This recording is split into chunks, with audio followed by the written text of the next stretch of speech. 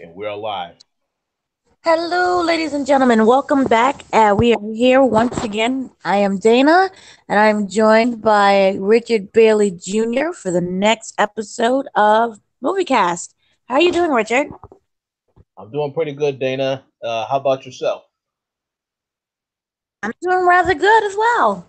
We survived the biggest storm of New York City in 2019, officially all of 1 inch. We made it through. Lots of prayers. well, We made it. I have to say that that's good to hear. There wasn't no major storms here. I mean, it did rain here last night, and today it's about 30 degrees outside, so it's a little chilly. But yeah, ain't nothing, not too serious. Yeah, yeah. Well, luckily you didn't have to face the horrific night of all of 1 inch. Then some rain.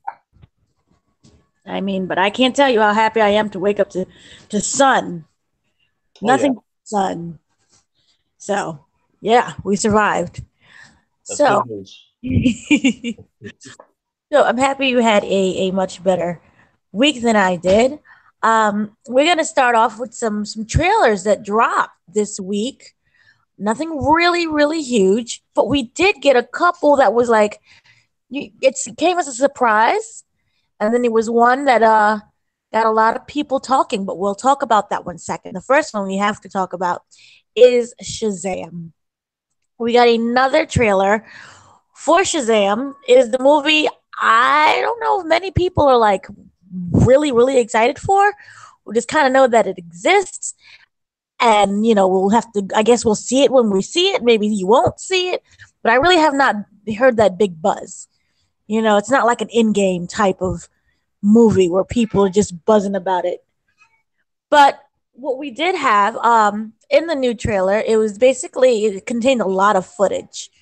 And it was a lot of new footage. Obviously, it stars Zachary Levi as a grown up incarnation of a kid who can transform into a superhero by uttering a single word, which is Shazam. And in the new trailer, we got to see some flying around and him fighting with his lightning, and him basically talking up the convenience store clerk. He's being really excited. He wants the your finest beer. So as a kid, I think he's like 13, 14. So being able to buy beer is a very good thing for him. And also, he ends up speaking to a real estate agent with his sidekick, Freddie, so that he can buy a secret lair. So it was really cute. It was really funny. Any thoughts? Yeah, I mean, I pretty much think, yeah, I enjoyed the trailer. I like that they're keeping it, playful, fun. Um, I will say that I definitely have to give DC props and give them a little bit of respect because I did read an interview yesterday where one of the executives over at that's been working on the DCEU mentioned that due to the success of Aquaman, they're just going to now focus on not having to make all of the movies in the shared universe. And I definitely think that's a good approach, not to do the same thing that Marvel is doing. Um, and obviously, it has been paying off for them because yesterday when I went to the theater, I saw some movies that I'll talk about later, but I was very surprised to see that every single showing of Aquaman was sold out. And I mean, from the early in the morning till late at night, even in 3D in the regular screening, everything was sold out. So obviously, a lot of people still going to see this movie. I'll be very curious to hear where it stands when we get into the box office numbers. But yeah, Shazam looks like it'll be a fun movie. I definitely will check it out. I believe it's coming out April 5th, according to that trailer. So yeah, definitely looking forward to it. Yep. It absolutely looks like something that is enjoyable. And it'll be fun. And we really haven't seen that aside from Aquaman. We haven't seen that from the DCEU. So I'm looking forward to it. I'm kind of happy. Another trailer that basically dropped this week that got a lot of people excited was the John Wick Chapter 3 trailer. I know a lot of people are very excited for this movie. Yeah, we got to see some dogs fighting. We got to see John Wick. You know, he's now again. He looks wonderful, Keanu Reeves, and he's running around and he's killing people. And we also got introduced to Halle Berry, which I know a lot of people knew that when she was being cast, but it's really nice to see her acting again and in a nice little action movie. So I'm excited for it. What about you?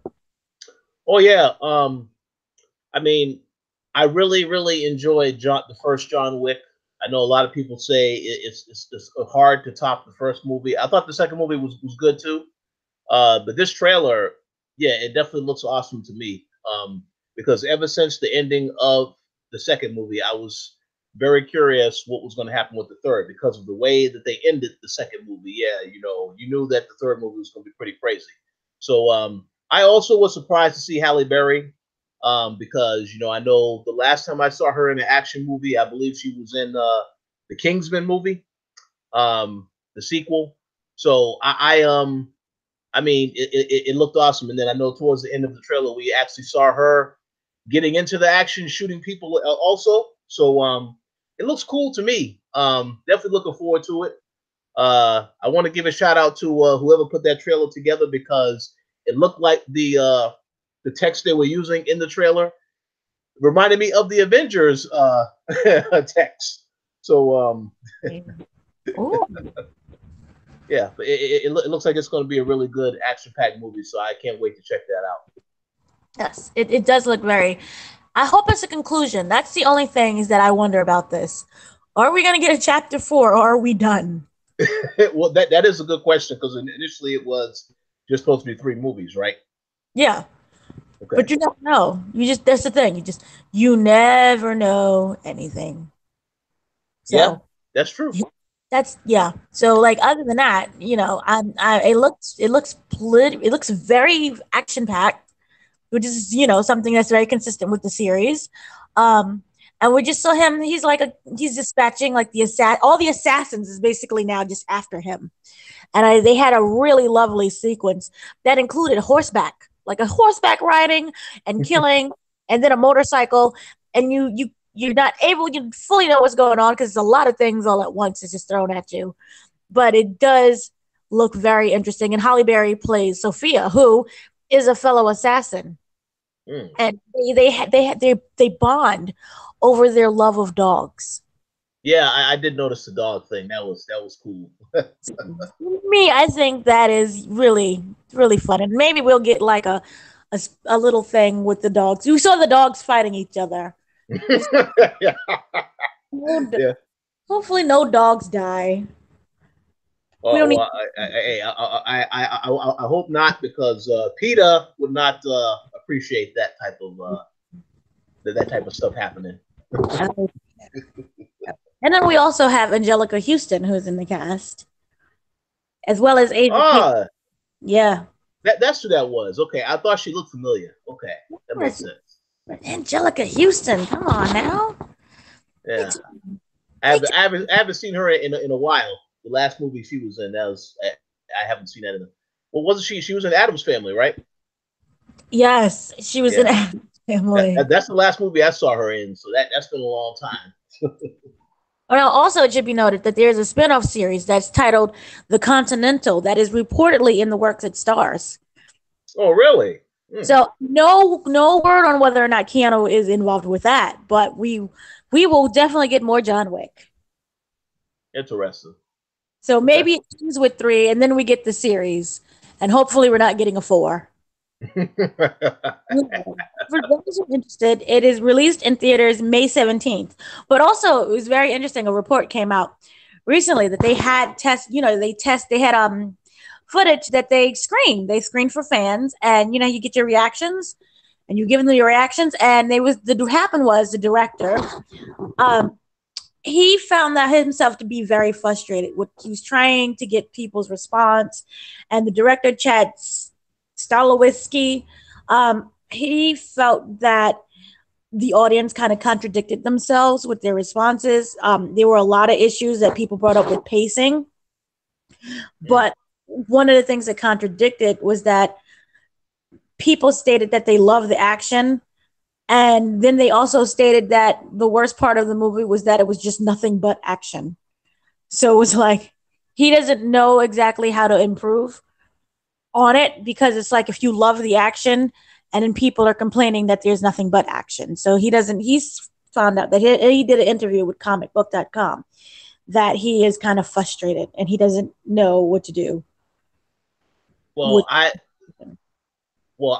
would say that people should expect this to be nothing but action because of the nature of what is happening in the storyline. You know, all these people are coming after John Wick, so they should anticipate this. So that's an interesting complaint that people have, but I'm sure that there'll be a lot of action as expected. There may be a little bit more to it as well, but either than that, I mean, I'm looking forward to it because I know you it has to go to another level with the action because of the nature that everybody is after him. So we'll have to see how it turns out. Well, yeah, we'll have to see. And then also one of the things that I did like about this franchise is that even though it's a ton of action, there's also a pretty well grounded story. Yeah. Mm-hmm. That was something that I could really appreciate. So hopefully they have a continued strong story, and it pleases everyone. Absolutely. So far, it just looks like your typical action film. I just want the dogs to just get into it, but yeah, we'll see. Well, so yeah. I just want to say I do want to give a shout out to Gary because Gary was in the chat. I'm pretty sure he will see this movie because he says that he has absolutely no faith in DC. So, ouch. Yeah. That's nice. He was crying when he saw Aquaman and all of the other DC movies. His favorite movie is Batman versus Superman, so I don't know why he would even say that. That's a good question. We'll have to get him on the show, and he'll have to answer these questions. Like he was crying, messaging me, "Oh my gosh, it's the most beautiful thing I've ever seen." He wanted to buy stock in DC. He was like, "I need to buy some of their stock. I mean, are they a publicly traded company? I love them so much." So. Yes. Mm-hmm. So another trailer that I think kind of went under the radar, but if you really look at it, is very interesting. It holds my attention. I would say more than Shazam and more than John Wick Chapter 3. Mm-hmm. It is a small movie called Fast Color. It is by Julia Hart, and it is basically being compared like black girl magic, the literal definition of a black girl magic. She is played by Gugu, I cannot pronounce her name correctly, Mathamba Raw. She plays Ruth, and she is a young woman who can basically manipulate the Earth's energy, and she can absorb energy and affect anything that she wants to because of it. She's been on the run for years, and she is hunted by those seeking to capture her so they can study her powers and harness those powers. So she has been running basically for years now. She's tired, she's scared, she's alone, and she really wants to return to the only place that she knows, which is home, which is where her mother, played by Lorraine Toussaint, and her young daughter, whose name is Sydney. They live under the radar. But because she is going home and they're tracking her and they're following her, now the whole family is targeted. And she still wants to be able to be with her family and to meet the daughter that she's never really known because she's been on a run for so long. And it is basically a female black superhero movie, and it looks pretty darn interesting. And so far from what you see in the trailer, the special effects are not like ridiculous and all out of the world. Everything kind of looks realistic-ish. So, and it looks like it's very well grounded, and there's a narrative, and you want it. It's a strong story. And so I'm really interested. I want to see, what this movie is more. What more is it about? I want to see it, and I'm very, very much looking forward to it.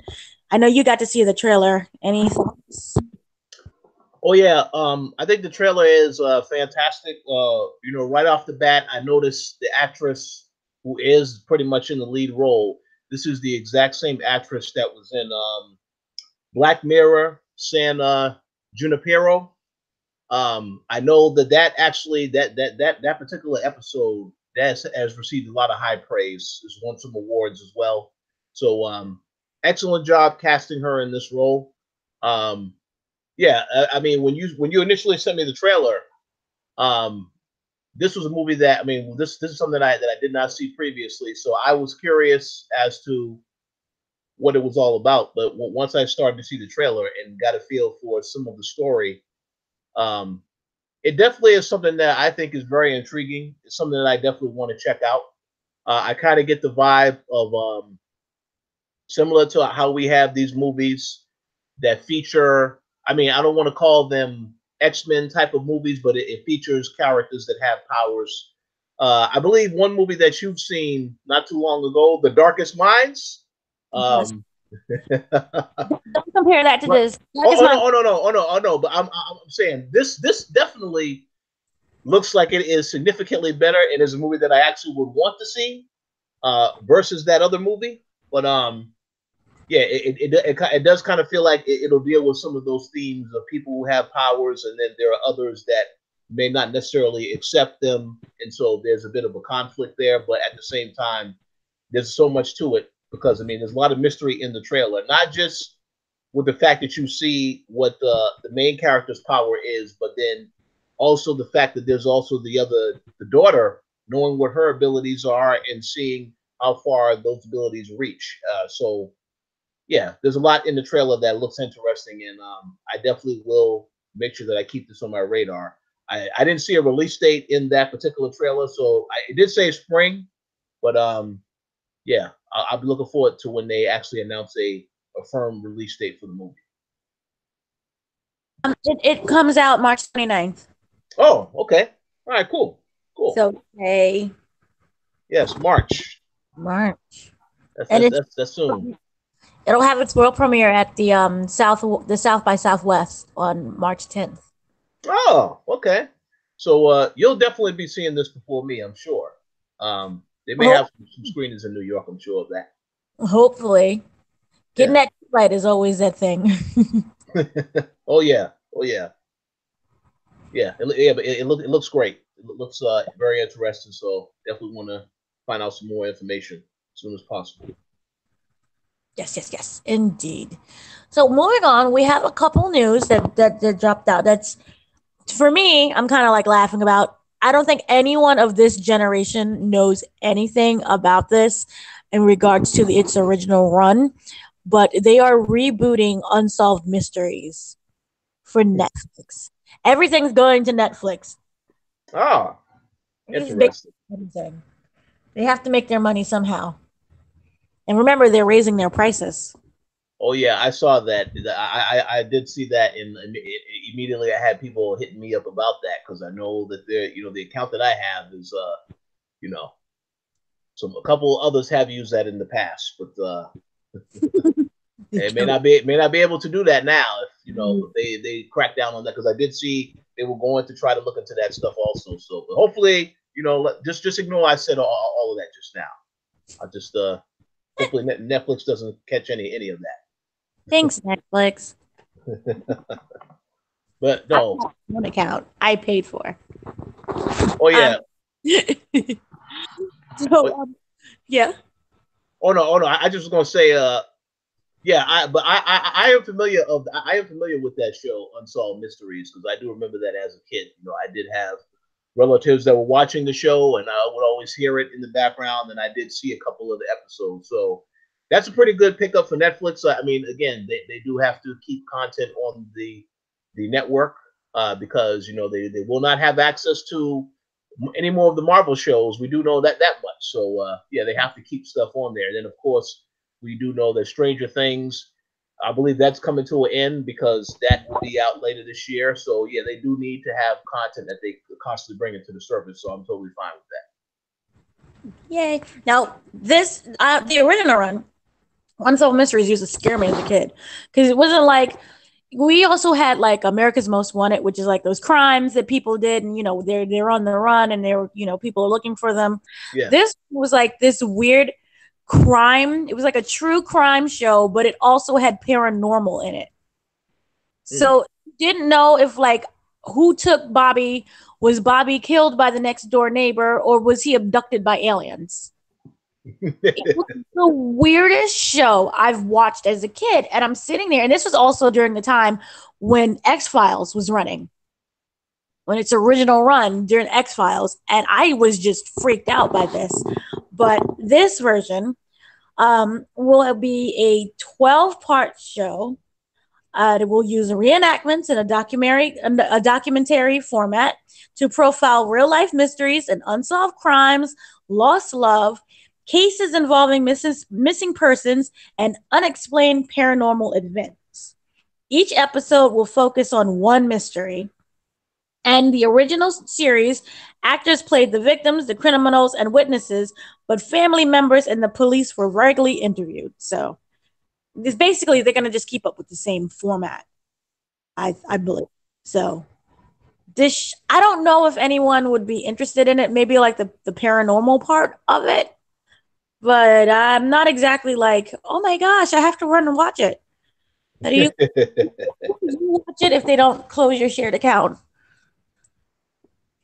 Well, I'm definitely going to watch it. Perhaps I guess it all depends, and if the buzz is it will obviously be a lot of buzz behind the show. But if it, I would definitely want to know more information. But I will say, at least for now, I am intrigued, and if I still have my Netflix account, I will absolutely check it out because I will be paying extra. So therefore, I have to watch everything on there if I'm paying extra at that point. Good answer. Good answer. So there was also another news that broke was that they are basically remaking The Witches, which originally starred Angelica Houston. This was the original one with it was Robert Zemeckis. So no, he didn't do the original one. It was someone else who did the original one. I can't remember, but this one is actually going to be Robert Zemeckis, and it's going to star Anne Hathaway.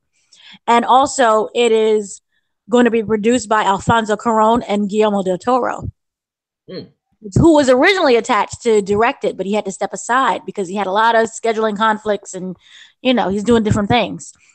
So it's based on the book, which follows a boy who stumbles upon a coven of child-hating witches, and he must stop them, even though he has been turned into a mouse. And Anne Hathaway will play the role of the Grand Witch. So that should be interesting. And I know that Guillermo del Toro, he is very imaginative, and Alfonso Cuarón, you get them together, you're going to get something visually that's very beautiful, I feel. And Robert Zemeckis, he's going to write it, which he's also great as well. So I think this is in good hands. So yeah, I'm happy. I think it's it'll be good. I'm excited for that. And I like the original one with Anne Hathaway. Not Anne Hathaway, with Angelica Houston. So that should be fun. I know a lot of people are somewhat excited about that. Now, in another news, I was slightly shocked just for the simple fact that I forgot about this show, and I forgot that it exists, like the spinoff was still existing. But remember Suits? It used to be on USA Network. Oh, yeah. Starred some random girl named Meghan Markle, who I think grew up to be a princess. Yeah. They married some random guy in like England. Was on TV for a little while. Well, on the show, which was about all of these lawyers who worked at a firm, Gina Torres was one of the lawyers. She played Jessica Pearson. Yes. She is getting her own spinoff. Oh, really? And yes, she got her own spinoff, and it has an official title for it. It is going to be called, ready? You ready for this creative title? Yes. Pearson. Pearson. Pearson. Because her name is Jessica Pearson. Okay, so she's still playing the same character than she was in Suits. Yeah, same character. Okay. That's very creative. That is a very very creative name, as you said. Yeah. Does this mean that some of the other people that was in that show may also make a return, or is that to be determined? You can jump in and out. No one else married a king or a prince, so Yeah. they still have to work. Okay. So yeah, they're gonna be jumping in and out. But this one is gonna involve her adjusting to the world of dirty politics because she's in Chicago. She's working with the politicians, and the cast includes Morgan Spector as Mayor Bobby Golek, Simon Kaczynski's, Bethany Joy Lynn's, Chantel Riley, Isabel Azara, and Ali Gore. So a lot of names that I'm pretty sure I butchered, but yeah. In the original run of Suits, she was the managing partner of one of the top law firm, and through the years she remained highly respected, and now she's breaking off and breaking away. Uh-oh. So she got her own little show, which I don't know if people will watch. Yeah, hopefully they'll watch. My thing is that I only like the original run of Suits because there was a character named I can't even remember the character's name. It was name was Lit. Yeah. So, and he just by himself was just so charismatic and made me want to watch the show. And he's not on it. So I'm like, oh, okay. I kind of fell off with Suits. If you're a Suits fan, then good for you. You got a new series. Yeah. And yeah. Yeah, well, I believe we do. There's some people on coalition staff that are Suits fans, so they might be interested in this news. But we'll see how the show turns out. Suits is still running. It's in the final eight episodes of the 7th season, which will be on March 28th. So get up on your Suits. Suits is there. So that should be pretty. I don't know. If you're excited, you're excited about it. If not. So at least she has her own show. So she's able to pay her bills. Yeah, I think that's an excellent accomplishment. She should be happy about because the last time, I mean, she hasn't been in too many movies that I've seen. She was in that Chris Rock movie. I Think I Love My Wife. Yes.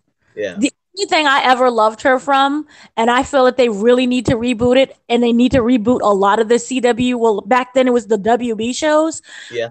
Cleopatra 2525. Yeah. Mm-hmm.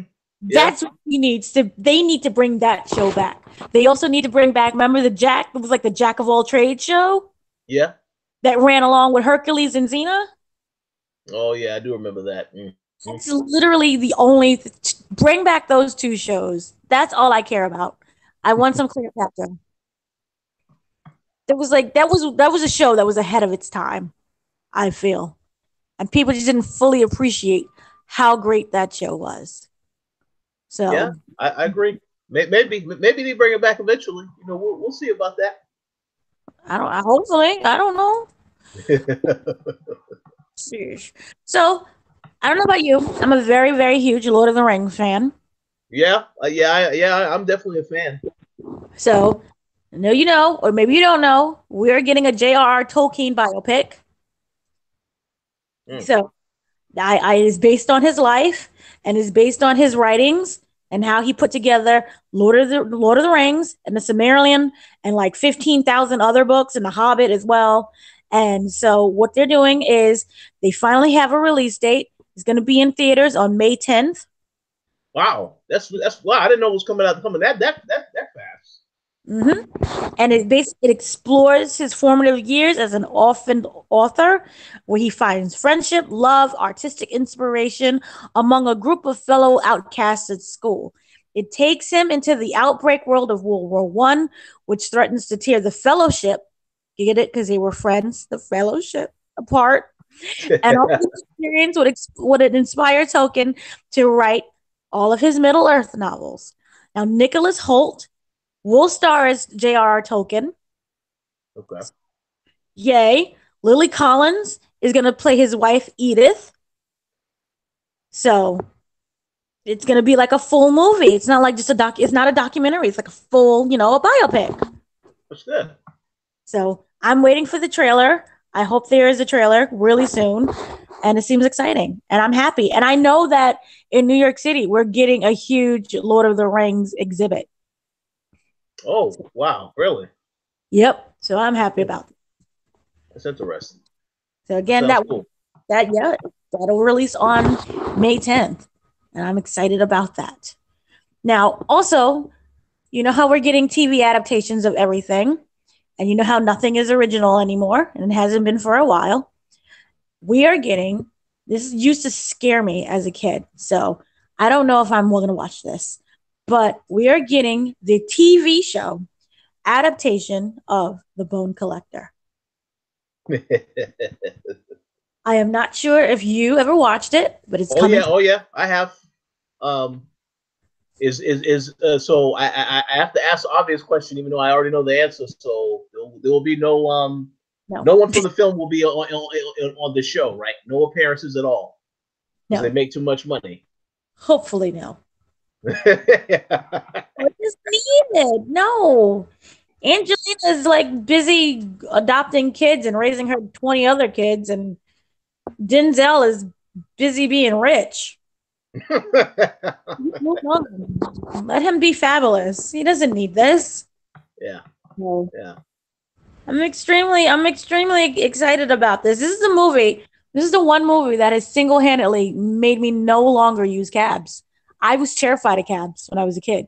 When I saw them, I was already scared because I was like, I'm in a stranger's car and I have to rely on them and I don't know them. And then I saw The Bone Collector. Remember when he kidnapped his passengers? Yeah. He played a cab driver. He's a serial killer. And in one of the scenes, the people went inside the car. He was a cab driver. He kidnapped them, tied them up, beat them up, and it was a woman. I think it was. He tied her in front of a steamer. And so when the steamer went off, it went directly in her face and she basically melted to death. And I was like, oh, heck no. I don't do cabs. I still to this day do not do cabs. I don't do Uber. I don't do Lyft. I don't do cabs. I do walking. So you're saying that Uber will probably be what they use in this updated version of maybe of this. He's an Uber driver. He's an Uber driver. In his Uber. Well, we do know one thing. It is unfortunate that Denzel is not going to be in the movie because we do know as an Uber driver he can definitely handle himself if a passenger gets if he has any issues with passengers. So. Oh, the Equalizer never changed. No, but how good would that be if you have the serial killer as the Uber driver, and then Denzel is now like an undercover Uber driver as well, and he's chasing him around the city. That'd be fantastic. That would be amazing. He's gonna equalize The Bone Collector. I would watch that. I would definitely watch that. But the show will be coming to NBC. It's based on this best-selling series about a quadriplegic forensic criminal. He's a criminalist. His name is Lincoln Rhyme, and he basically has to use this new, what is she, like a new cop, and help her find the serial killer who is known as Bone Collector, because he collects bones also of his victims. Mm-hmm. So, yeah. So, and the young cop, her name is Emile, I think it was Satch. And yeah, she has to take on like this mastermind. So she's all like a newbie. She doesn't know what she's doing. And the criminologist has to help her. And he's like a quadriplegic. So I'm excited to not watch that because it scared me. Whoa. So that'll be on NBC. Maybe sometime in like 2020 or 2021. Ah, okay. So we will see. And also, speaking of adaptations, Freeform, um, we're still waiting for Freeform announced almost a year. No, about a couple months ago that they're developing Stephen King's Joyland. Oh, okay. Uh-oh. So we're still waiting for any type of word for that. And those who don't know, it's set in 1973. It follows the story of a college student named Devon Jones who takes a summer job at Joyland, which is an amusement park in North Carolina, and he continues to work at the park. He must confront a legacy of a vicious murder and the fate of a dying child, and they both will change his life forever. Dum-dum. So that's also we're waiting for that one. So that should be good. So, any That's great. thoughts? Any final thoughts?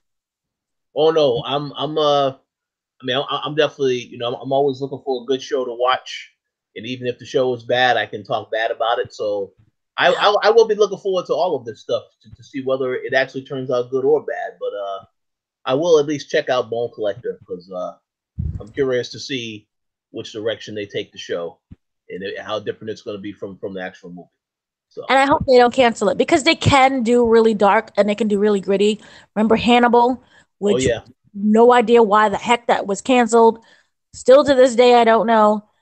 It was that was a very gritty, dirty show.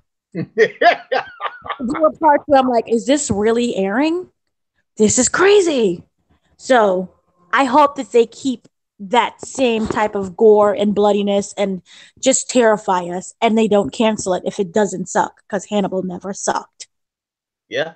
Well, we'll see about that. Yeah, you said this is NBC, right? This is going to be an NBC show, so.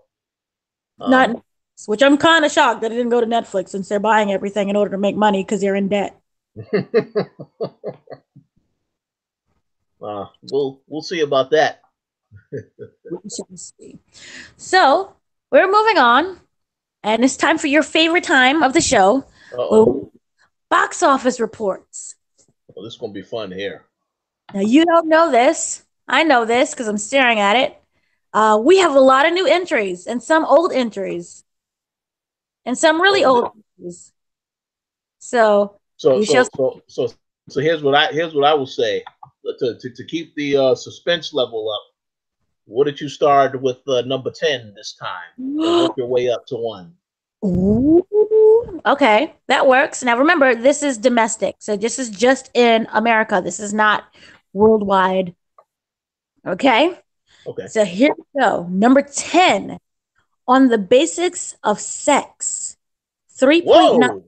Yes, you go, Ruth Bader. You go. So happy for you. Yay. Cancer free. Shot at the hospital, and her movie's number 10. Still hanging in there. That's good. You said 3.9, you said? 3.9 million. Okay. That's good. Now, your favorite movie is at number 9. The movie you cried over, Bumblebee. 4.6 million. Okay. Not bad. Not bad. At number 8, we have Mary Poppins Returns with 5.2 million. Ooh. Okay. Not bad. I still need to see that too. Mm-hmm. At number 7, we have, I actually like this movie, except for it had 3 different endings. Escape Room. 5.2 million. That's good. That's good. At number 6, we have essentially the remake of Homeward Bound, A Dog's Way Home. Oh yeah, the movie with the trailer that reveals the whole movie from beginning to end. Yep. It's sweet and it's nice and it's an escapism.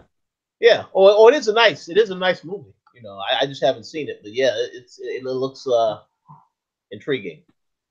Well, that's at 7.1 million. Damn, that's a lot. That's good. Slit. Yay. Okay, so at number 5, still holding in there because it's still amazing. More people need to see it. We have Spider-Man Into the Spider-Verse with 7.2 million. Excellent. Fantastic. Yes, indeed. Number 4, I'm shocked it dropped. I'm shocked a little bit. We have Aquaman at 10.3 million. Well, I how know much? 10.3. Well, that's still a lot of money. It's still making a lot of money. Damn. Still in there. Yeah, yeah. Remember, I think it's almost at $1 billion. It hasn't surpassed it by now. Okay. All right. Yeah. Yeah. I think it's definitely over $1 billion by now, like you say. Yeah. So that means that we have some new entries. Well, this is interesting now. Entries have entered into the race now. You ready? Yes. Number 3, taking the number 3 spot, brand new here on this list. Dragon Ball Super Broly. Oh yeah. I've heard about this in a couple theaters here. It hasn't. It's not at every theater here. You know, it's select theaters it's in, but every single screening that it is in, it's sold out. Like I looked at a couple different places I was going to go see it. It's sold out everywhere. So yeah, that's great. That's good. I will say this: I've never watched a single episode of Dragon Ball Z, Kai, whatever, Bruto, whatever. I've never seen that. I interviewed the cast of it, and they got me so excited. I went home and I watched the episodes in and some dubbed, and that is a darn right funny show. Yeah, it is. It is funny. That show is fun. I have not seen the movie, but that show is fun. Yeah, it's great. I mean, I'm glad to hear that this is in the top 3. I would have thought it was going to be even higher than that, but I think I understand why that is. But yeah, it's a good movie. I have to go see it. I mean, it's a good show, so I have to go see it. I love the show. That's just solely based on me meeting the actors, and that's how great their personality was. Well, I'm like, I have to watch this show. So yeah, and I'm literally asking them, why should I watch your show? I've never seen it, and they was explaining everything, and I was like, oh, and it was really patient with me, and that's how great they are. And then I was like, I have to watch the show, and then I did, and it lived up to their happiness. They looked truly content with everything, and it's a great show. I love the show so much. So at number 2, we have, you ready? It was number 1 last week, so that's a clue. Uh-oh. We have The Upside with Kevin Hart. 2.6 million. That's a big gap between 15 and 10. You say what, 2.6? No, 15.6. Wow. Yeah. Okay. And then Dragon Ball was 10.6. That's a huge $5 million difference there. Oh, that is definitely a significant difference. But congrats to Kevin Hart and Bryan Cranston and Nicole Kidman. What are you gonna say? No, it was controversy will not stop this movie. No, it hasn't. It definitly hasn't. He's not apologizing, but you guys are still seeing his movie, so he's good. So then that means number 1 is a brand new movie. Oh yeah. Number 1 may be this little tiny movie that no one really thought was coming until this previous other movie kind of slapped on something at the very end of its movie. And it was like, oh, this is a trailer. I mean, this is a trilogy. So it came as a big surprise. It came as the hugest shock. It is one of the most anticipated movies, I would say, in a while. Maybe what was the previous one came out 2 years ago? Last year? Yeah. Oh, it's highly anticipated. This is not in-game anticipation where it's 20 years in the making or so. But this movie is essentially, you would say, maybe 10 years in the making. It is Glass. It's $40.5 million. That is a huge difference between The Upside with 15.6. You said 40.5? 40.5. Wow. The full domestic amount is $40,586,000. Wow, that's crazy. Okay. Well, congrats to M. Night Shyamalan. That made a hell of a lot more than I thought it was going to make opening weekend. No, when you talk about the first one, which was Unbreakable. Yeah. And we knew that it wasn't just a superhero movie. We knew that it was going to be like a sequel. He kept saying eventually we're going to get a sequel. And we just got let down year after year, crap movie after crap movie. Yeah. And he has had such an up and down career. Remember, it got so bad after Avatar that he was a part of another movie that was about an elevator, I believe. Yeah. It was the demon or Satan was in the elevator. And when they played that movie, the movie trailer, people booed and threw popcorn at the screen. That's how bad it got. So he has had a very up and down career. Yeah. So we didn't think this movie was ever coming. I don't think anyone wanted this movie after a while just because of how bad and like weird his track record has been. Yeah. So then we got Split. Split was such a quiet movie. Like we didn't even, I don't recall people really knowing it was being made. Yep. I thought it was like some random independent film that James McAvoy was somehow attached to. And then you had some random other kids in there. But James McAvoy seemed to be like the only, he was a small movie where it was just him and these girls. And when you saw it, and people was like, hey, you got to see Split. You got to see Split. It wasn't until that very last scene we saw Bruce Willis. And he was like, who are you? He's like, and he gave his name, and people went berserk. So then that's when people started caring about Split, and everybody started seeing Split. And even I was like, this is a big. I saw Split before I saw Unbreakable. Oh, okay. So then I went back and saw Unbreakable. I'm like, this movie's amazing. And then you saw Split, and people are waiting for this and waiting for this. And we finally got it. And that's what happened. The result is number 1. So that is your top 10 movies. Excellent. Good for you. Yeah. I'm glad that Glass is number 1. Pretty sure it will remain number 1 next week, perhaps. But then again, I have to double check and see what all the other movies coming out. I mean, a lot of stuff coming out in February. So there's a lot of stuff coming out, even in next week, but the 25th.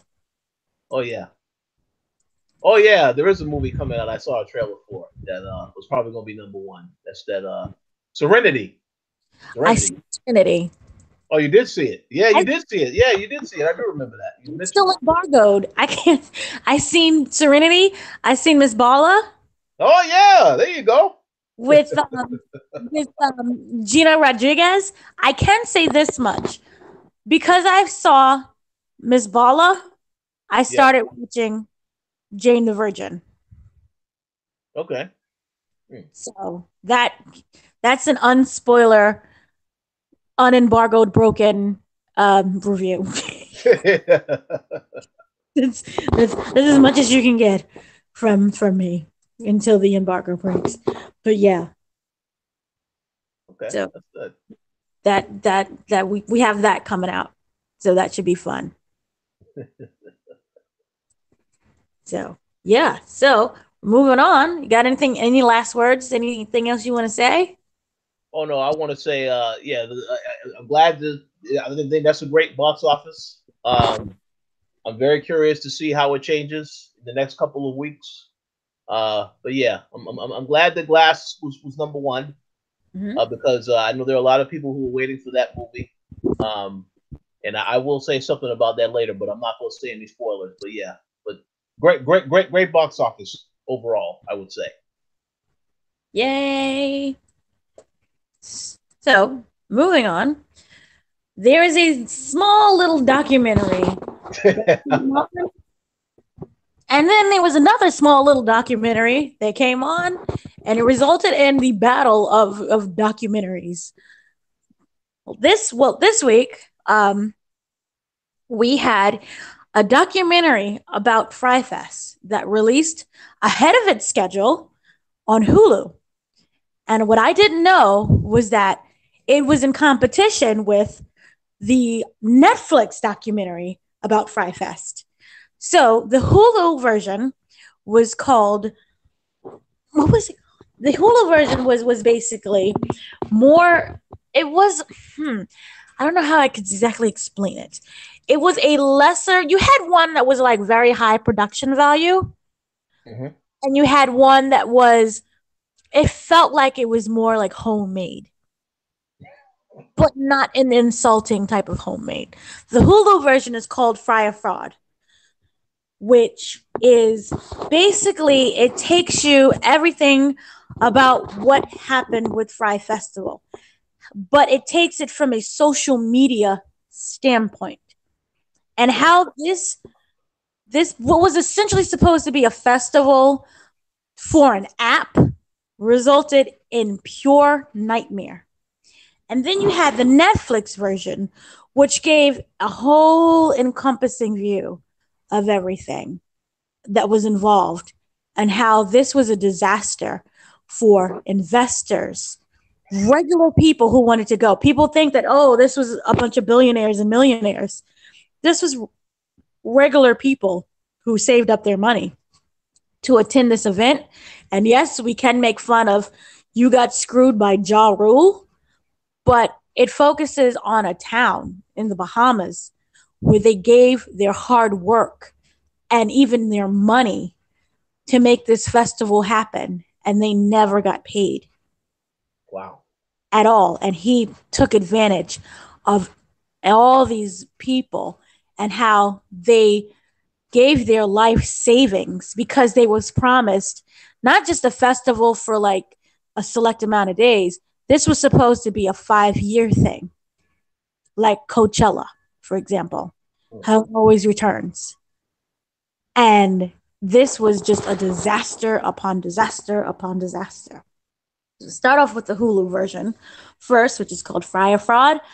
It starts off with explaining how this movie was this festival was essentially supposed to be because Ja Rule and his partner Billy McFarland, who was basically the face in this one. Ja Rule says he has nothing to do with this. Okay, now there's certain evidence that shows differently, but in the first one, Ja Rule really doesn't have anything to do with this. They just, you need that name that somebody knows, and everyone kind of knows Ja Rule for some reason.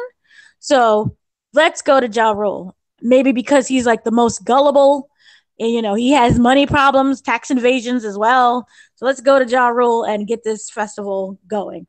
Um, Basically, this was about, he wanted Billy McFarland, who is the head of everything, has been a con artist for many years.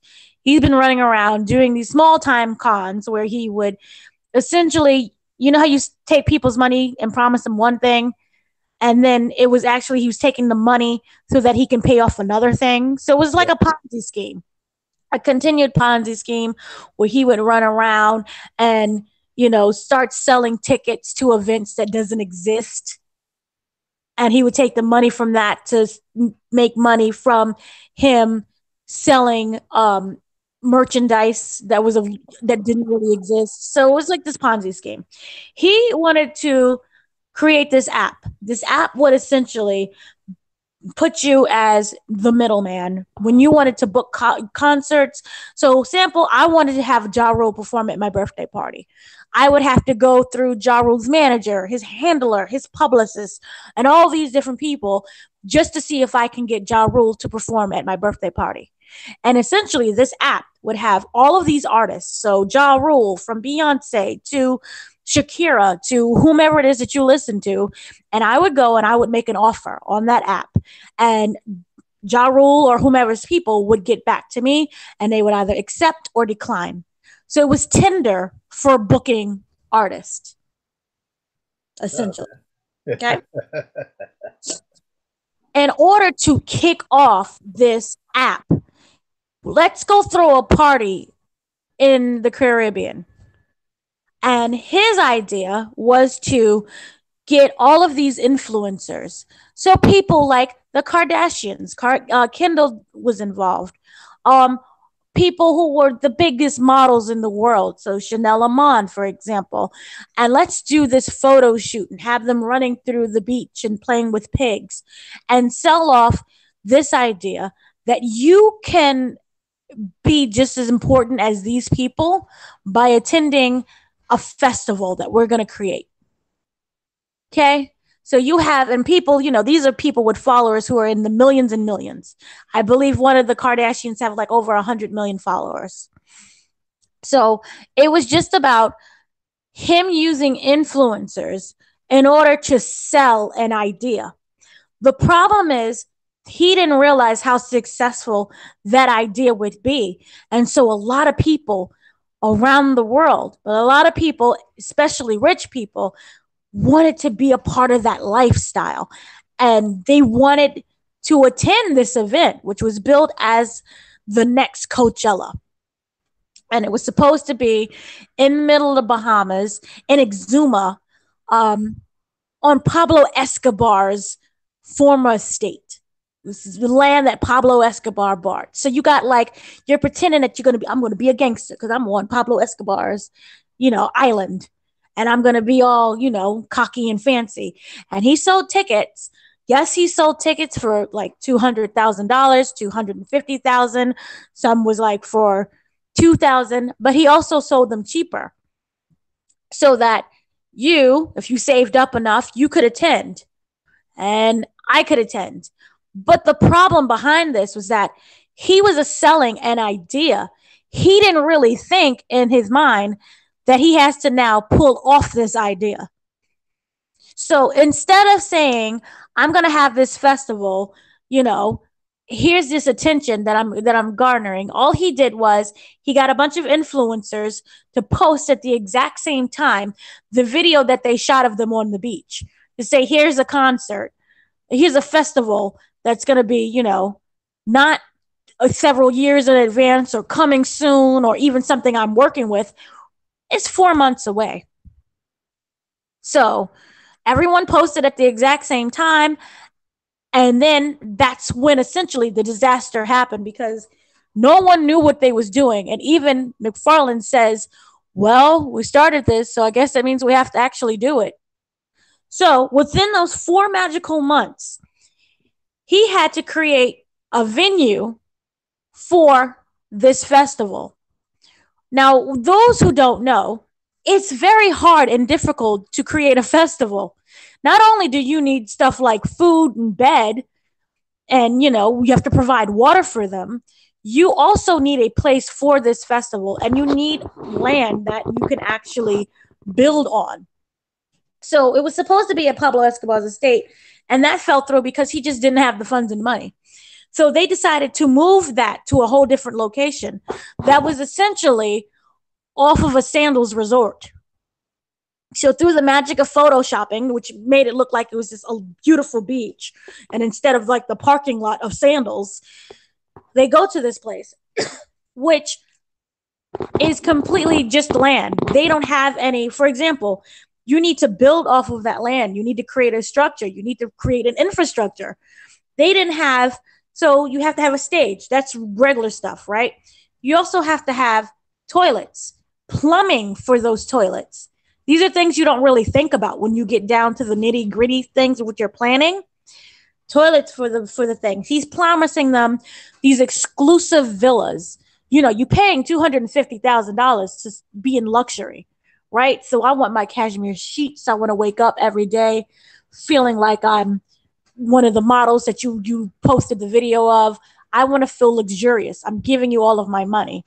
So you have to get all that by buying that. And essentially, he created scheme after scheme after scheme and promised investors, this is what you're going to get out of it. You're going to get this huge marketing, this huge festival deal if you give me your money. So somehow, through the magic of, I don't know, he was able to get all of this money in order to try to pay for this venue.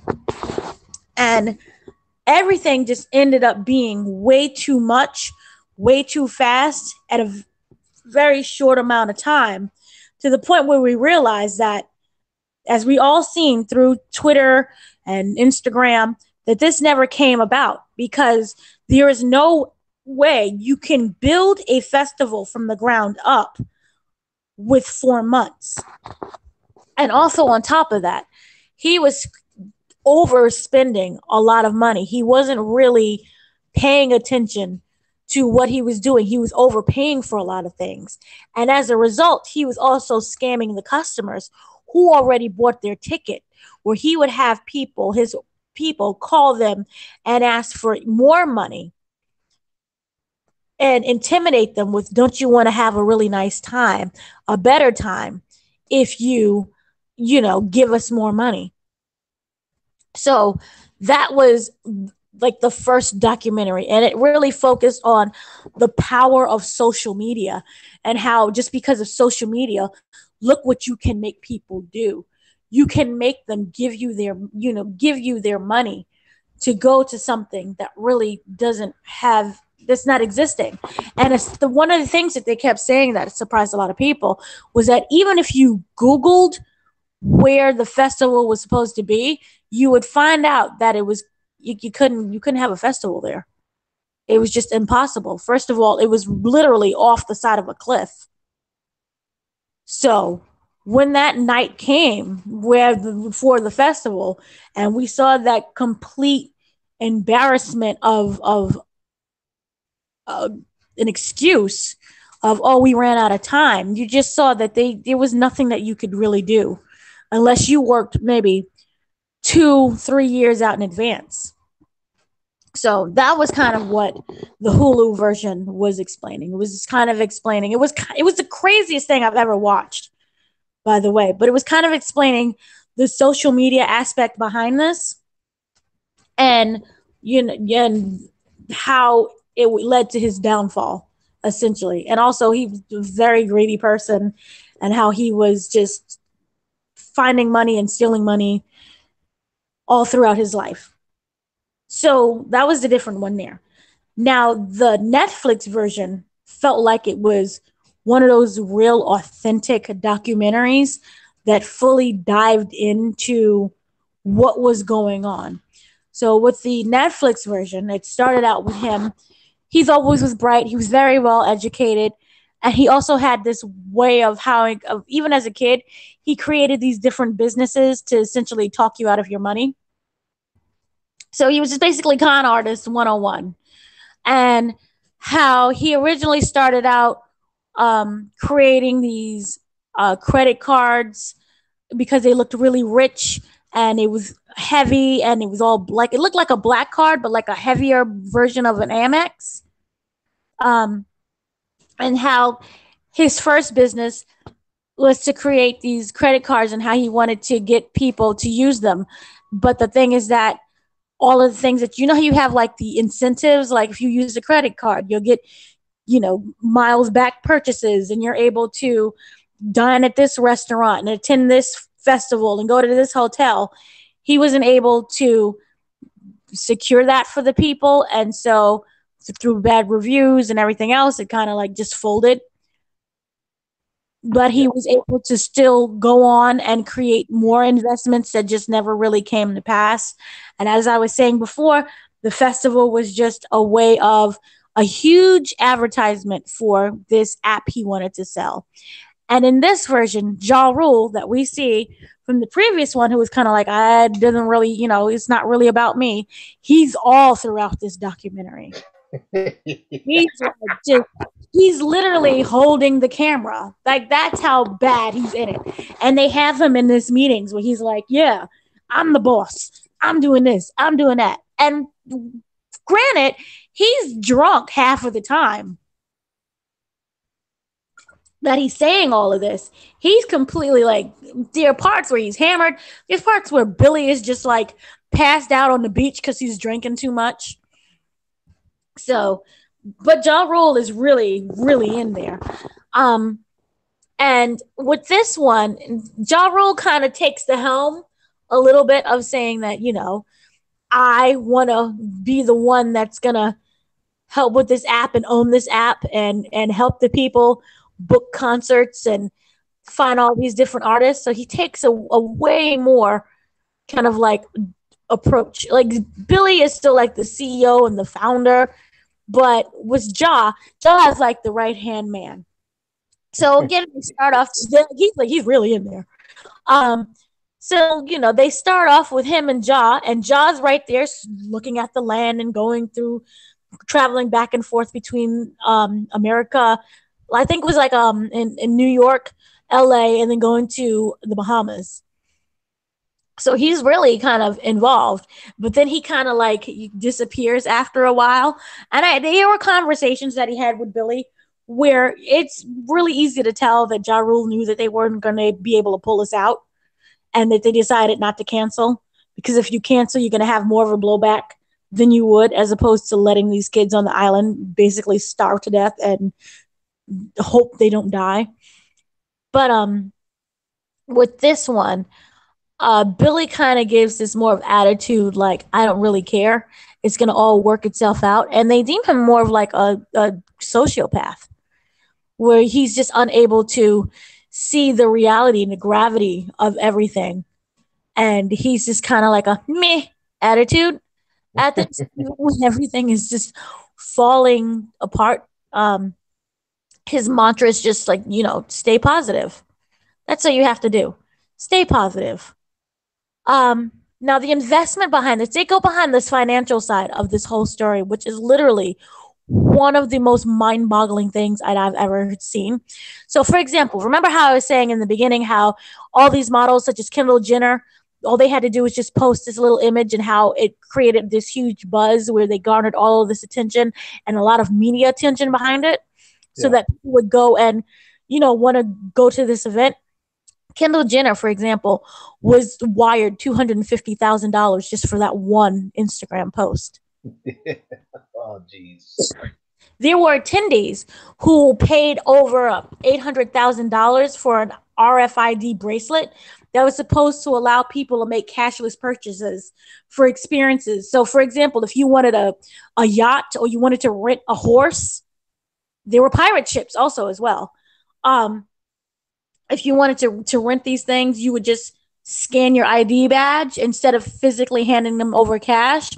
But what they didn't tell you is that what they was doing with that cash was to fund other things to help build the festival that they wasn't telling people. So that goes along with the scam and the scheme of things. Also, you had to have this bracelet if you wanted to have meals. Like, they was not taking cash at all. But the only problem was that all these boats and horseback rides and pirate ships, the thing was that it wasn't there. So you ended up paying for accommodations. Remember, you're supposed to get the nice big villa. Some people, they were promised villas, and they rented out houses and all these really nice special accommodations.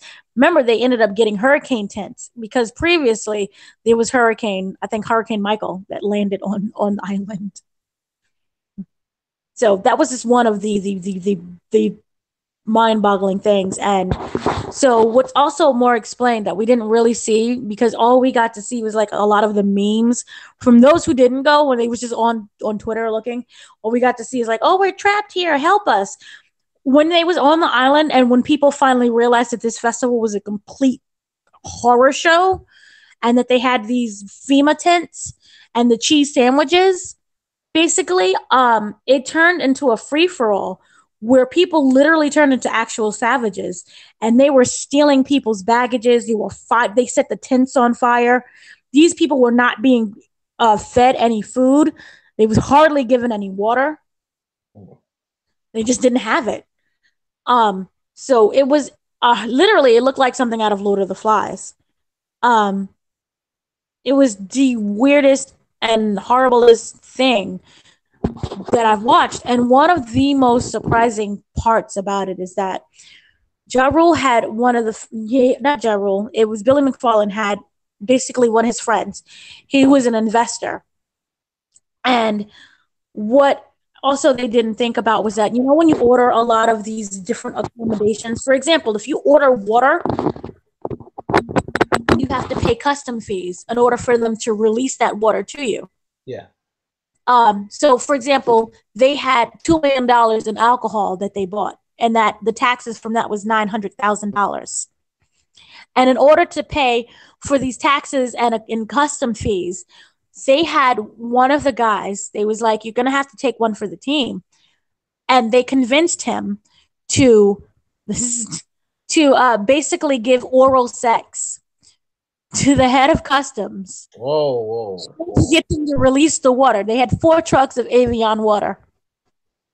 So, yeah. That's how downright ridiculous this whole festival got. And also, this one is more, you get to see how it affected the people who worked there, the people who live on that island, who were promised money and jobs. Also, there were people from that island took out hits on Billy McFarland and the rest of the staff because they weren't getting paid. And so they had to physically leave the island by them running out of their cars and jumping into planes. That's how bad it got.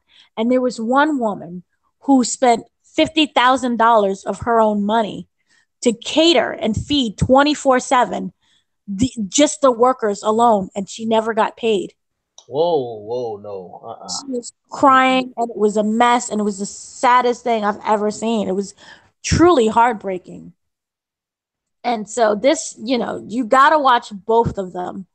We'll have to watch both the documentaries because this isn't just like, oh, haha, you lost your money to Ja Rule. This was a really sad thing that happened to people and also just to the workers. It was absolutely ridiculous what went down. But I strongly suggest, if you haven't seen it, to please watch it. It's just crazy. Yeah, that sounds crazy. All of that. Yeah, I'm gonna need to make time to check that out this week. Indeed. So, and it was very exciting. And I hate to say that. I'm like, the thing. I was just sat and watched. I'm like, this is beyond entertainment. You need all of your popcorn. It's just ridiculous. It doesn't make any sense how incredibly crazy this whole thing went down. Yeah, it sounds crazy. Yeah. It was insane. So you gotta watch it, please. Oh yeah, I definitely will watch it to see all of that. I'll have something to say about that next week. Yeah, because it's incredible. And Ja Rule is very angry. He finally came out of his shadow. And he's kind of angry. It's it's something that you can expect. But he's very angry at the documentaries, and he's saying that he was really hurt. But what he didn't like was the fact that Hulu, they paid Billy McFarland to be in their documentary. He feels that money should have went to the people in the Bahamas, the same people that Ja Rule scammed. I agree. Yeah. So he tweeted, I love how people watch a documentary and think they have all the answers. And that he was very upset that Hulu paid Billy and Netflix paid one of the companies that was a part of this whole disaster, who also did the promo for the festivals. And he says that the docs clearly have Billy at fault, but let's blame the rapper. So he's upset that people are blaming him and not Billy. Oh, yeah. And by the way, Billy did get 6 years in prison, which is really a slap on the wrist, considering everything that he did. And also, while he was on trial for the whole Fry Fest, because they sued him $100 million right the day after everyone got off that island. The people sued him. While he was out on bail, he committed a whole new crime by creating this website where he went and emailed the people who were attending Fry Fest to give them fraudulent tickets to the Grammys and Coachella and Met Gala, which you can't get tickets for. You cannot purchase tickets to the Met Gala. So he's one of those con artists, even still to this day. Yeah, that's ridiculous. Yes. Terrible. That was insane. It was completely insane. So that's what happened. Yeah, I So, definitely will check out that documentary. I'll have something to say about that next, on the next show for sure. But yeah, sounds pretty horrible for the people that went through that whole process. So it's not good. yes, indeed. Indeed. So, moving on. I know you saw a movie maybe about a window. Oh yeah, I'm not sure what it was. Maybe see through. yes. Maybe and something called Glass. Yeah. So yeah, there are two movies that I did get a chance to see this week. So I'm not going to really get into any spoilers because I do think that people should go see the movies, especially if it's a movie that they have been waiting to see for a while. So first and foremost, I'll start with Glass. I went to go see that opening night, and I just want to say for those that if you've seen the trailer of Glass, um, I would it's okay to see the trailer, but I wouldn't read too much into the trailer because there's another underlining story that's actually in the actual movie that you don't really get until you actually see the movie. So with that said, yeah, I must admit that after I saw the movie, I had some mixed thoughts. I know that the critics definitely went in on this movie, and we saw this coming from a mile away. But I do think the critics were definitely wrong about a lot of things they said about the movie. But it's just there's certain aspects about it that it's just when you consider all of the storytelling that was told up until this point, um, it's like you're waiting for a major payoff with this film. So I can understand why there were some people that may be a little let down by how it concluded, but the way that it was concluding and the way that they handled the story throughout this film, I think is one of the more interesting things about it because I kind of understand how there could be some people that like it and how there could be some people that don't like it.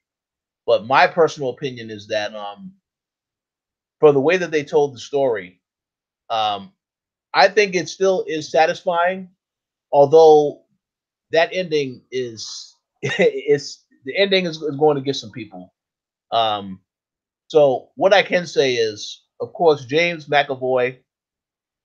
Once again, he did an excellent job in the film as his character that he plays, and all of the different personalities. When I think about Split, that was one of the reasons why I thought Split was such an excellent film, is because of him. Because I didn't know about his range as an actor with all of these different characters that he was playing. And I thought that was a really standout movie for him in his career.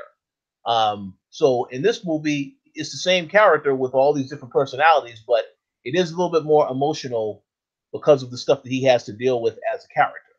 So definitely a great reason to see the movie. Um, and then, of course, we had Samuel L. Jackson and Bruce Willis. They all played their roles in this movie. And Sam Jackson, of course, did a great job. Bruce Willis, the same.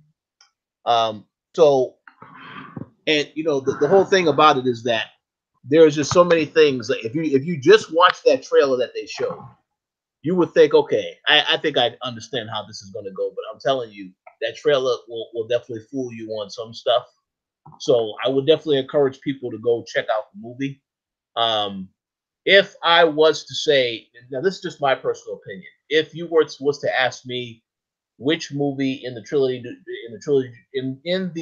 do I think is the best film, my personal opinion, completely my personal opinion, I still think that Split is the best.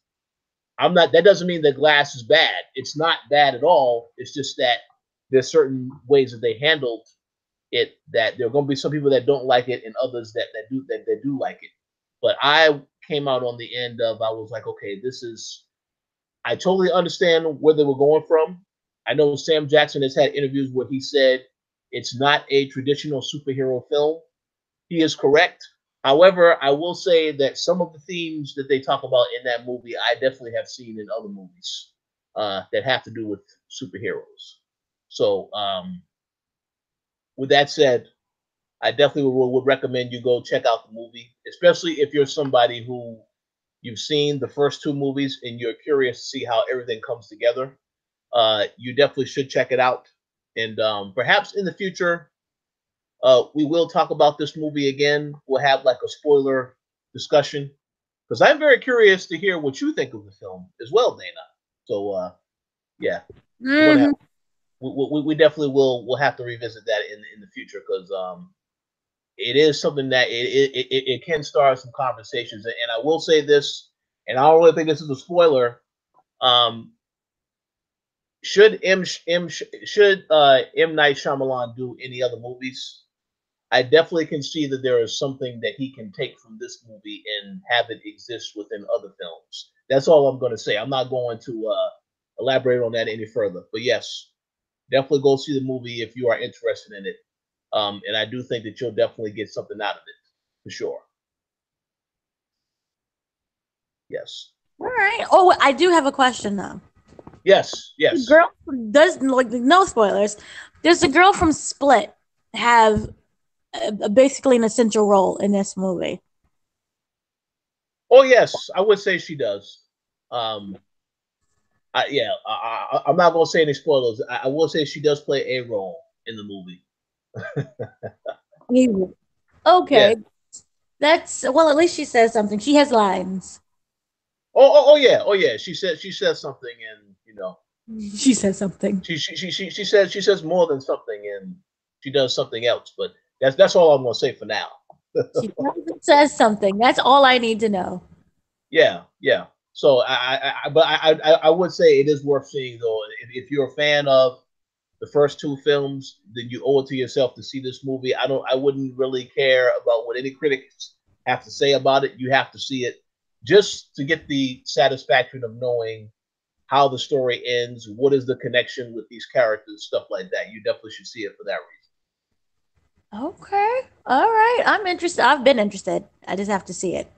Yeah, but I can guarantee we definitely gonna have to talk about this a spoiler discussion because you will have some criticisms, and I can't wait to hear what the criticisms are because there are some stuff that I can totally get where the criticisms would be.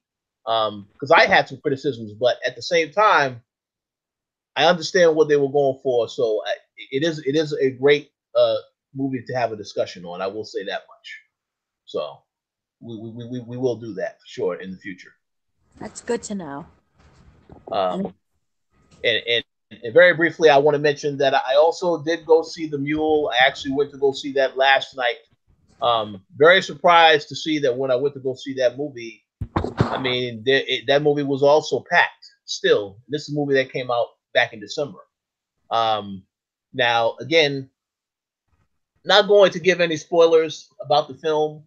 If you saw the trailer, you pretty much, I think you already have a good idea of where things are going to happen in terms of the storyline and who it's about. Um, I don't have the guy's name on hand of who it is particularly about because I'm not looking at anything right now for that particular information. But I do know that this is a guy who, basically he was a mule, transporting drugs across the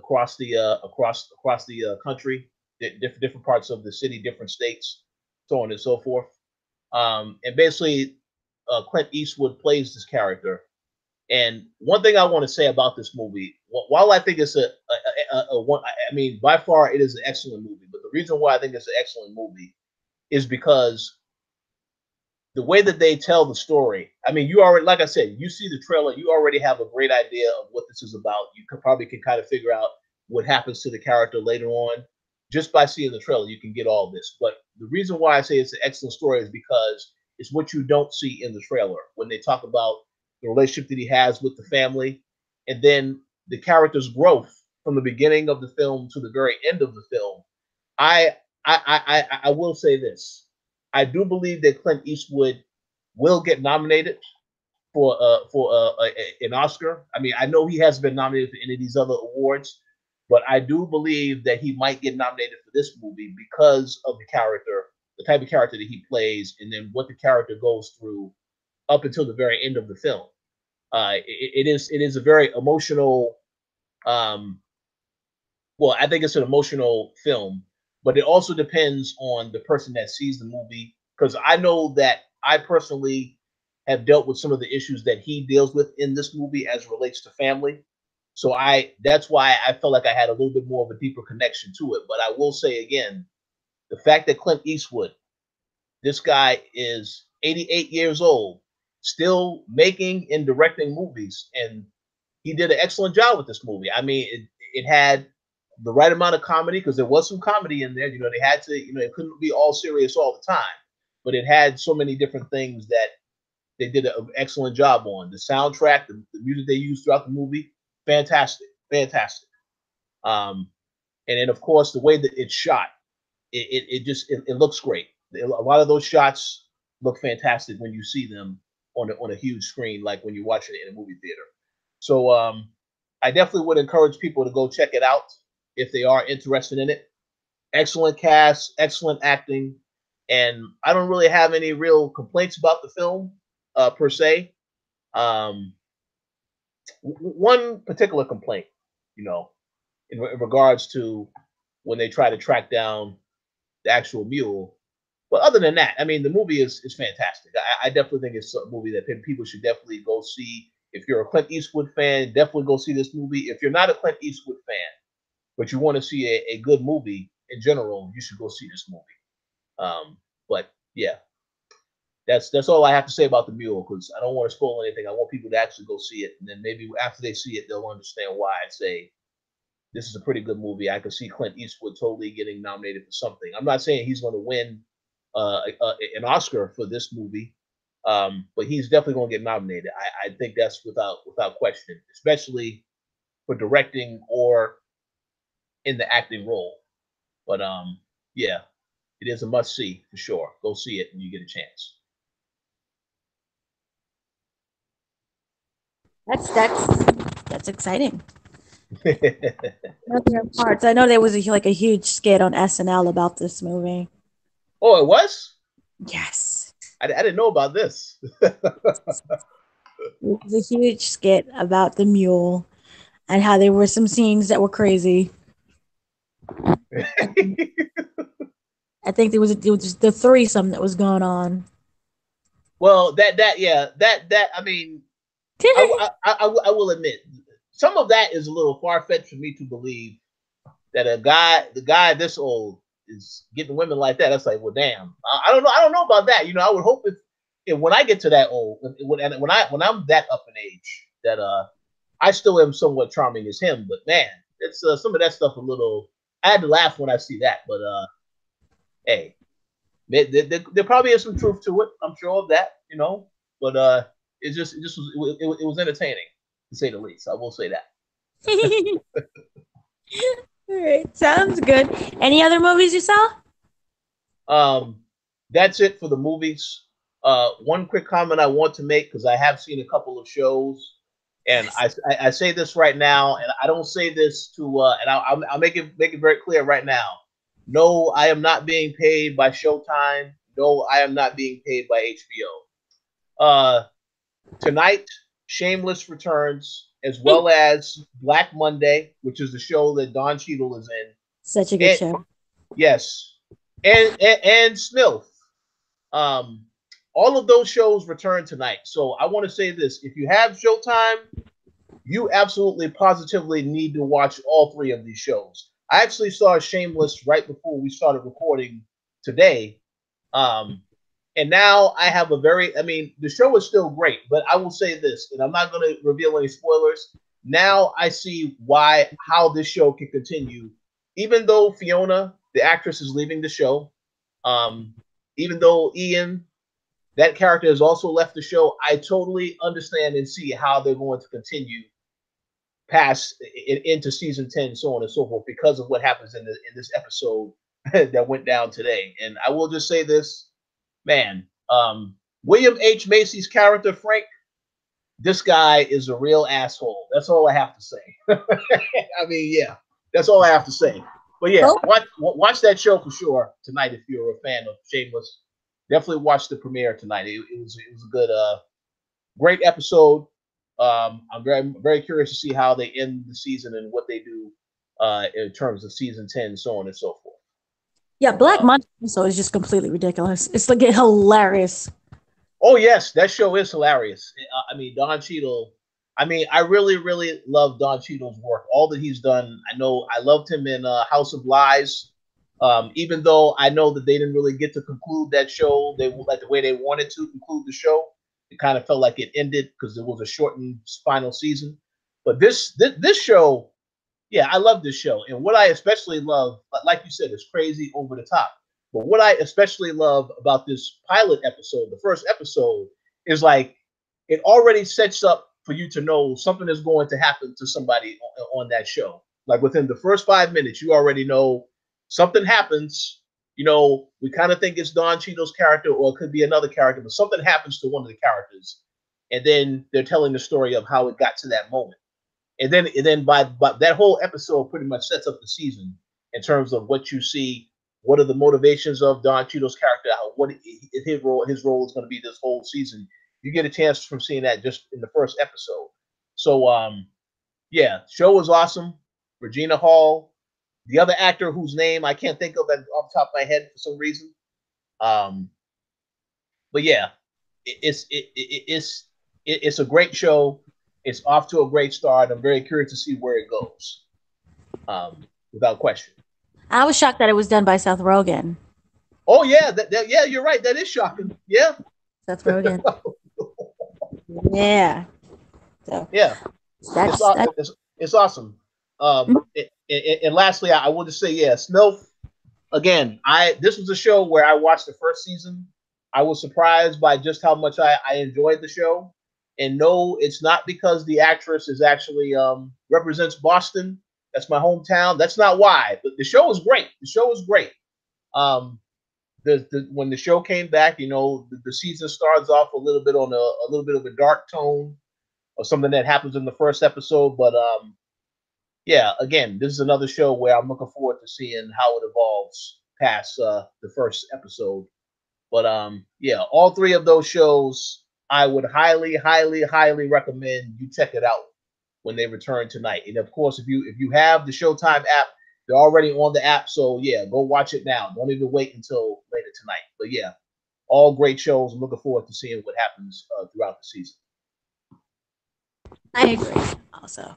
And I've been watching a TV series. It comes out February 25th on NBC. It's called The Enemy Within. Oh. Yeah, it stars Charisma Carpenter. I'm not Charisma. Ron Carpenter. Jennifer Carpenter, who was Dexter's sister in Dexter. Oh, okay. Yes. It stars her. She plays a CIA operative who basically has like, you know, a nice, cute little life. Everything's going well for her. But then we find out later that she is a traitor of the country and that she ends up working for terrorists. And so as a result, they end up arresting her. She goes to Supermax prison. Several years later, that same big time terrorist that was out there in the world, he's now back and he has killed basically all of the agents that originally brought him down, except for her because, you know, she was working with him. So in order to get this man, arrested or killed, essentially for his crimes, there's an FBI agent, Will Keaton, who is played by Morris Chestnut. He goes and enlists the Erica Shepard, who was the traitor, as, you know, he needs help in order to track him down. Since she worked with him, she's able to figure out where he's at and to follow his every move. And also she's a CIA operative, so she knows how to read people really well. So it seems like it's very cut and dry and pretty much straightforward, except for that we find out that Erica was used by the terrorists in order to get them to get her to work for them. Her daughter's life was threatened and just kidnapped, and in order for them to give the names of the CIA operatives that he needed in order to kill them, he kidnapped and was threatening to kill her daughter. So while it may look like she's a traitor and she did some traitorish things. It's more like she was also a mother and she wanted to protect her child, and he was using her children against her. So you get to see what really happened. You get to see, from different points of views, and that it's really easy to just look at somebody and label them as one thing without knowing the full story behind it. And it's pretty good. There are a lot of, action and special effects that goes on, and a lot of explosions. And, it's kind of like, it's one of those shows where you've seen one, you've seen them all, but the story, I kind of like it just because how you get to see both sides of the coin with this. But usually their NBC has a pretty good budget, so their special effects team is looking good.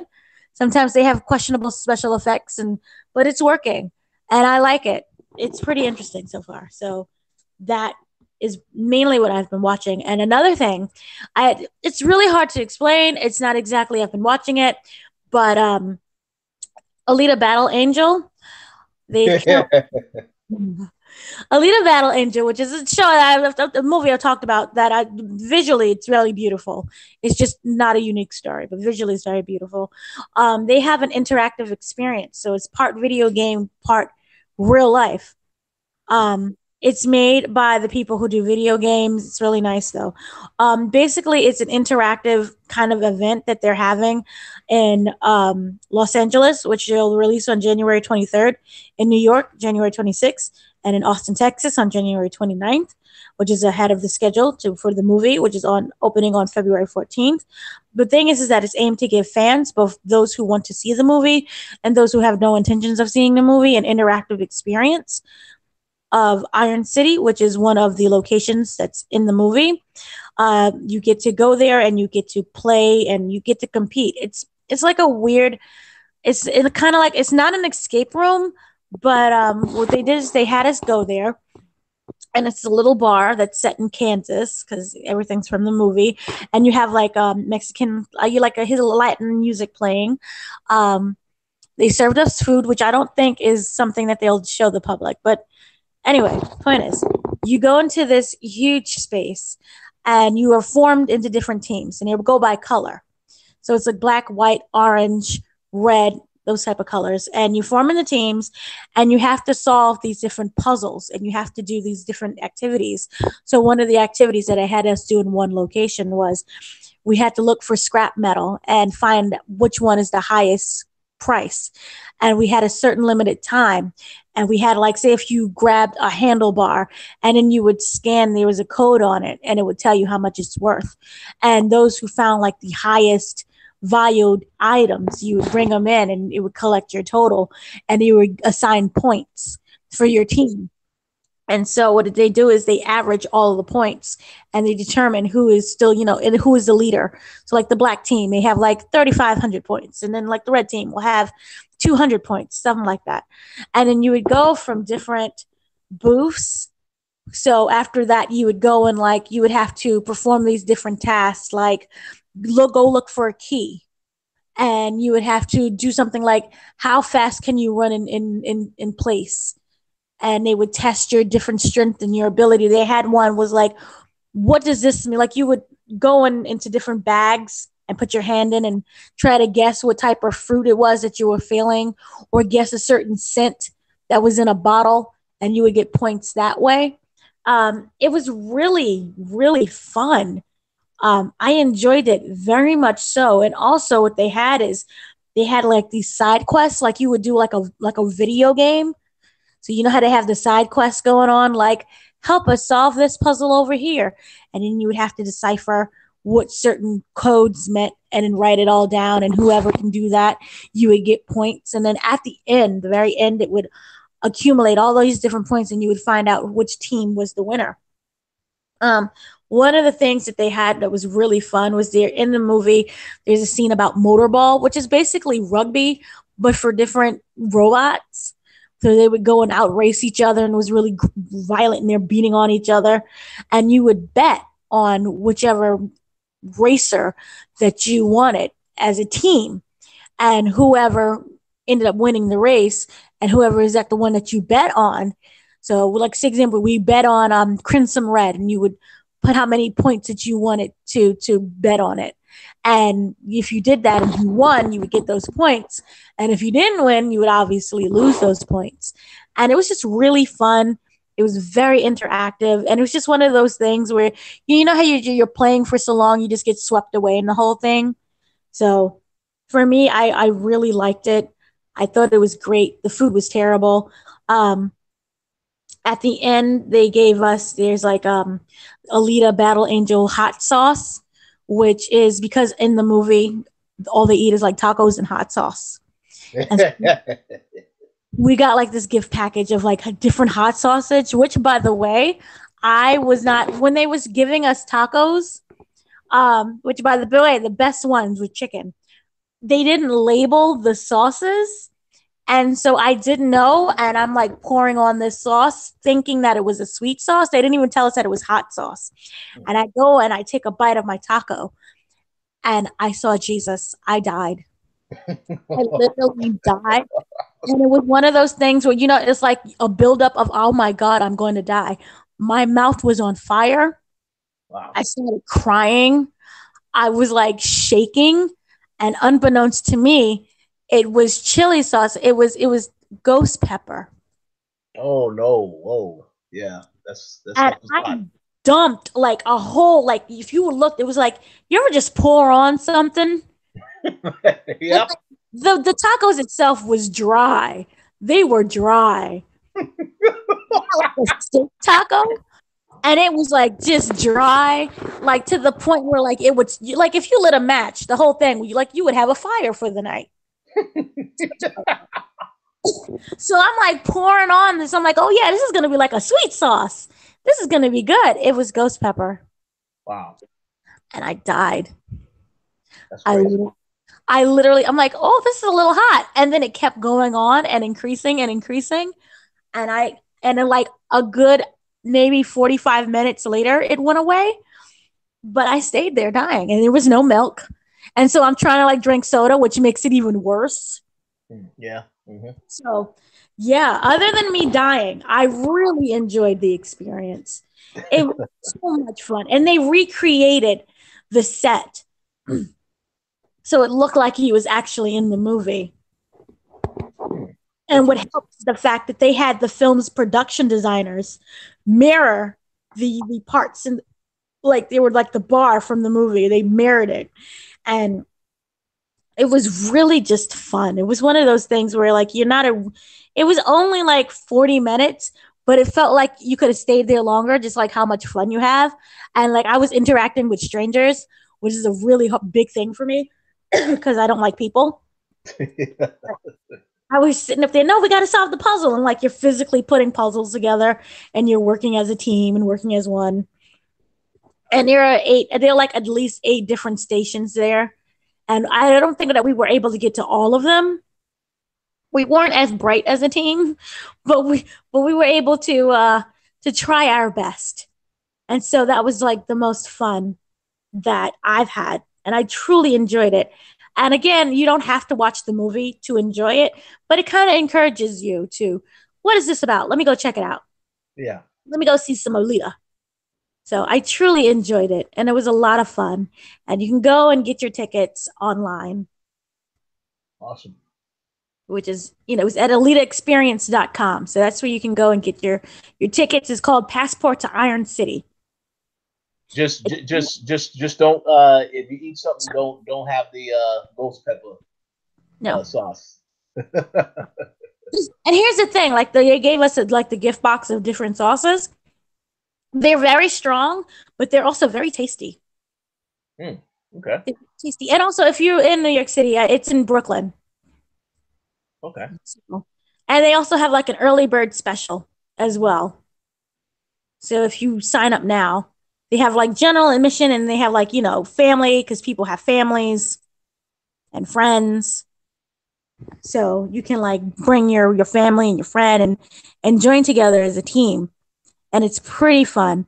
And they have like, there's time slots so like an hour apart. And I believe the general admission is $25, at least in New York City. Okay. So it's pretty cheap if you're not furloughed. Yeah, yeah. So I will say that it's unfortunate that they are not paying you for this promotion because I definitely am hungry now that you mentioned. Well, of course, I don't want any of that sauce, but yeah, No, I the, definitely want some tacos now. the tacos are really bad. No one should want the tacos, but the chicken tacos were like the most edible. Okay. And I like, you know how you like you're hung, and I've been like starving for the past like 2 weeks because I'm doing an interview on camera for NBC. So I've been like starving. And so when I saw the tacos, I'm like making them. I'm like, it's food. And yeah, that sauce, I died. So it's very good. It's very nice. And their sauces are good if you just, use with caution. Okay. Proceed Yes. with caution. Yes. So overall, it was a very good event. Awesome. Yes. Well, I will be checking out the movie, so I'm definitely talking about that after I watch the movie. Oh yeah. We'll see. We'll see. I want to know what your opinion is Oh because yeah. it was interesting to see. It's visually, again, it's very beautiful, and it's definitely better than Dark Phoenix. Oh whoa! Ouch! Ouch! Yeah, that No, hurts. that was Lord and Lord. It's embarrassing. You ever just see a movie and then you're just embarrassed for everyone involved? Oh yeah. Yeah, that would be Dark Phoenix. Definitely Dark Phoenix. So, yeah, that's basically all I have to say. Any last things, any movies, any other things you have to say? Oh no. Definitely going to. I will just say, yeah. I know people are probably curious. Yeah. I know I am going to be watching Punisher season 2. I haven't had a chance to watch that yet, so I'm pretty sure we'll talk about that next week because by the time we talk about it next week, I'm pretty sure the show will be officially canceled. So, Told uh, already. God. yeah, yeah. So people can look forward to that discussion on next week's show. I'm sure. Indeed. And then I can actually talk about Miss Bala. Oh And yes, yes, absolutely. which I can say this, I thoroughly enjoyed so much. Oh, interesting. Oh Uh, my God. And I may be the only person who enjoyed these movies. well, maybe not. I know the male, I guess you want to say, antagonist in that movie. That guy was actually in Ray Donovan last season, and I love Ray Donovan. So when I saw that actor, I said, "Oh, you know what? I may have to see that." What Miss Bella? Miss Yeah, Bala? yeah. The guy who part of the enemy, I guess you could say. I loved him so much. Yeah, he's good. Yeah, And he's a good actor. He was great in Ray Donovan, so I got to check that out. he had like the movie itself is just crazy. Mm. Like it doesn't make any sense. You ever have like a bad day and your day just keeps getting worse? Oh yeah. That's basically Miss Bala. Like your day, like it starts off, like you just everything from the very beginning to the very end, and you had like such promise for that day, and it just literally, by the time you're done with it, the DEA and the CIA is involved, and you're being kidnapped and held hostage in another country, and you just want to find your friend, man. It Oh is yeah. the craziest movie that of this year so far.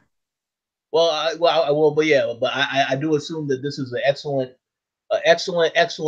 career move for the lead actress, though, right? Yes. Oh, yeah, like she can handle any lead part. And you kind of get her being, like this overall, take no names, take no like you ever just reach your breaking point and you're like just sick of everything. Oh yeah.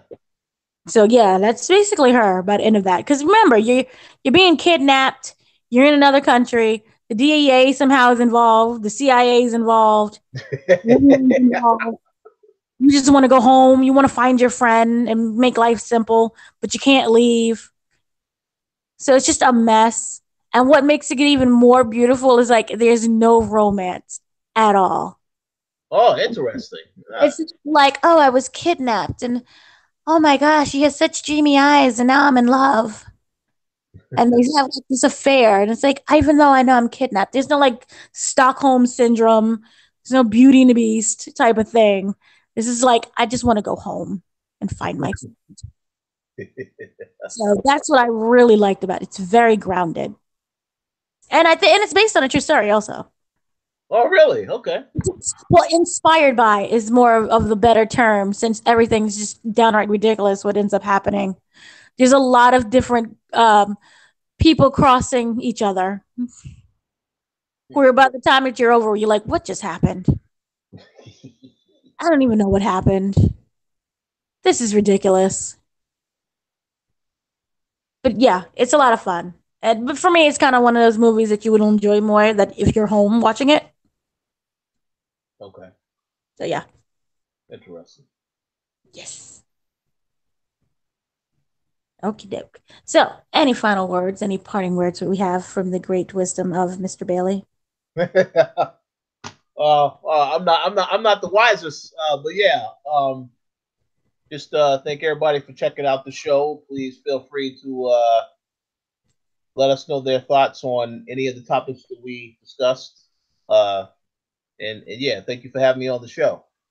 No problem. You're always on the show. You're welcome. Oh, yeah.